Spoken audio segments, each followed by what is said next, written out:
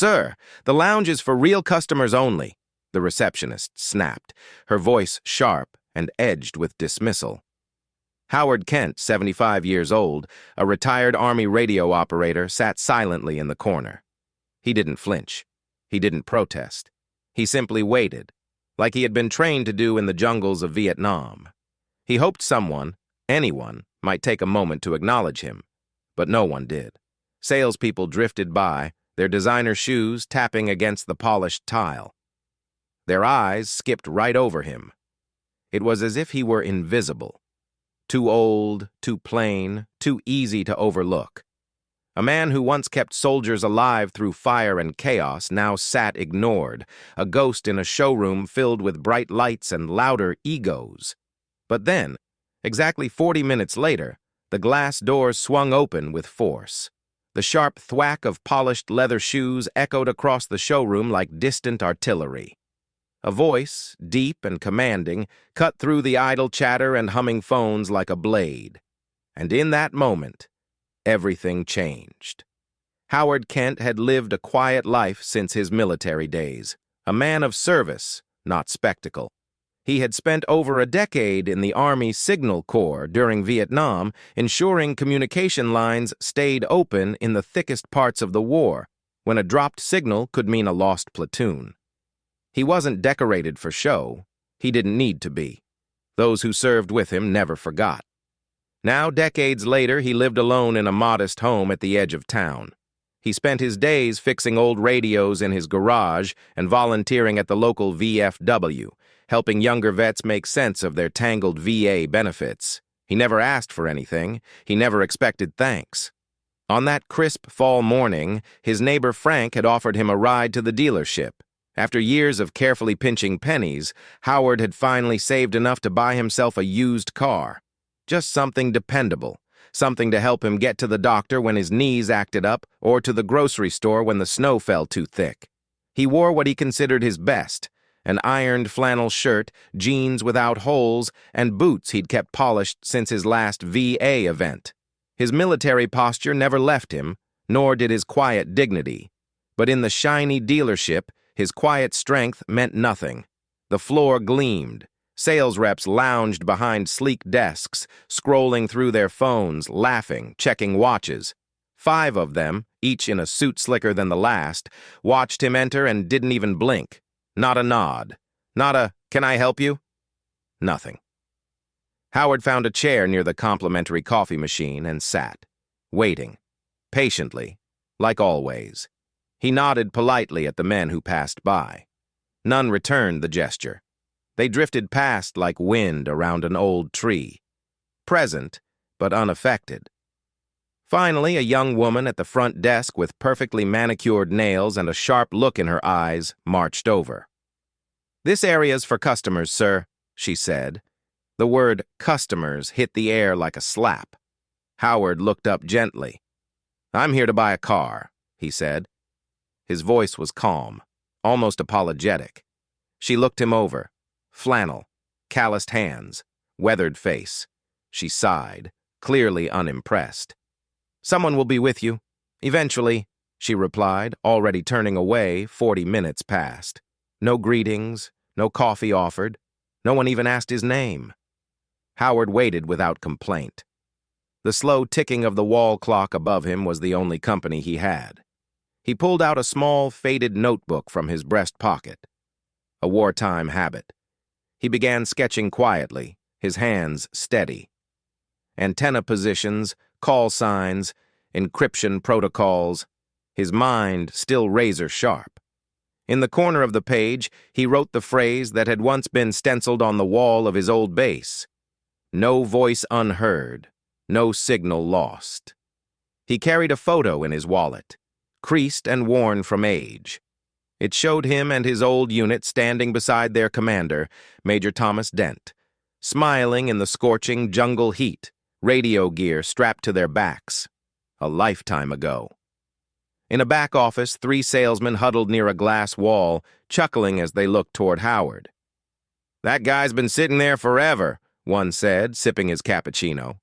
"Probably just here for the free coffee." Another chimed in, grinning. Think he even has a license? Bet he couldn't drive a golf cart. The receptionist joined them with a smirk. He's just lost or lonely. Happens all the time. They wander in thinking we're some community center. Out in the service bay, a younger salesman named Greg noticed the scene from the corner of his eye. Something didn't sit right. He couldn't explain why. Just a nagging feeling. So when he stepped into the showroom to grab a clipboard, he asked the sales manager, "You sure he's not a customer?" The manager didn't even look up. "Trust me, I've been in this business 20 years. You don't waste time on walk-ins like that." But Greg wasn't convinced. Then, everything stopped. The room fell into an eerie quiet, like the calm before a storm. A sleek black SUV rolled into the dealership lot. It glinted in the midday sun. Out stepped a man in a custom-tailored suit, walking with the firm, squared-back stance of someone who had commanded troops. And respect. Major Thomas Dent. Now Colonel Dent, retired. A man whose name was known in military and business circles alike. His company provided secure communications to government contractors across the country. He was the type of man whose handshake sealed million-dollar deals. And his eyes, sharp, scanning, landed on one face. The only face that mattered to him. "Sergeant Howard Kent," he called out, his voice booming through the silence. Heads turned, conversations stopped. The air changed. Dent marched straight toward Howard and embraced him tightly. "You're a hard man to find," he said, "but I never forget my own."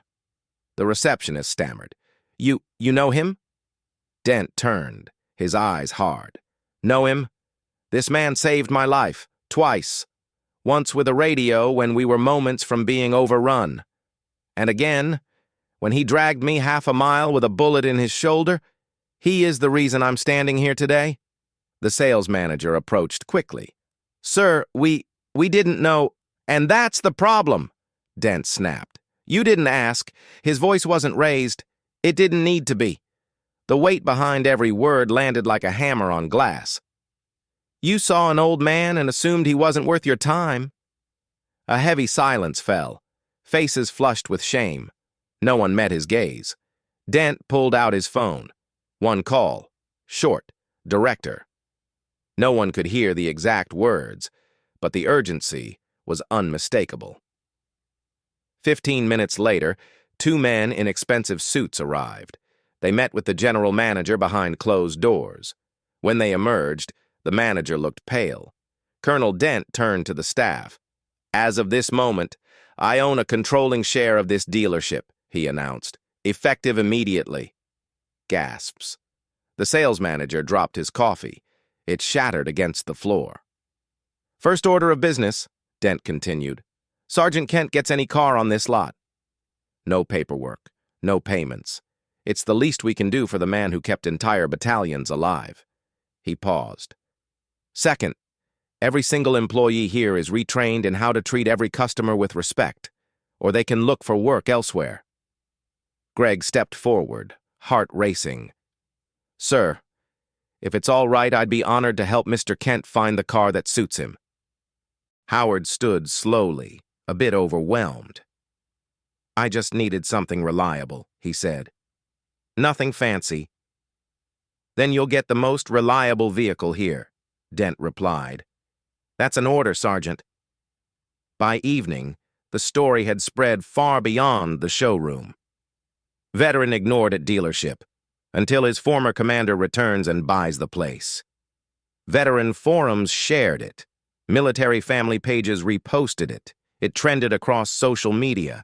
People remembered again that the quietest among us sometimes carry the heaviest burdens. The next morning, a new sign was installed. Kent and Dent Motors, built on Brotherhood. Howard drove in with a brand new truck, an American flag decal on the back window. This time, when he walked through the door, every employee stood to greet him. Greg handed him coffee. "Cream and 1 sugar, right?" I asked around. Howard chuckled. "Looks like someone's been paying attention." The receptionist, now a trainee in customer service, nodded quietly from her new desk. There was no hostility in her eyes, only humility. As Howard left that day, a young man in a worn army jacket approached him. "Sir, I saw your story online. Thank you for everything you did. Back then and yesterday." Howard placed a hand on the young man's shoulder. "No voice unheard," he said. That phrase now hangs behind the front desk, etched in bronze letters that catch the morning sun. At Kent and Dent Motors, they don't just sell cars. They listen, they honor, they remember. Because some debts can't be repaid with money, but they can be honored with respect.